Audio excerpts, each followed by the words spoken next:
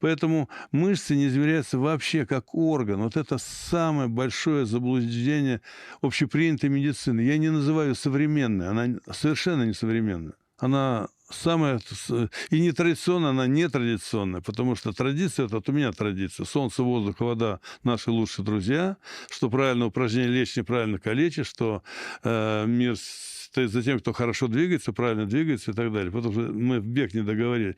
Для того, чтобы бегать для здоровья, надо себя разбудить, чтобы кровь забурлила. Иначе ленивым человек бежать плохо.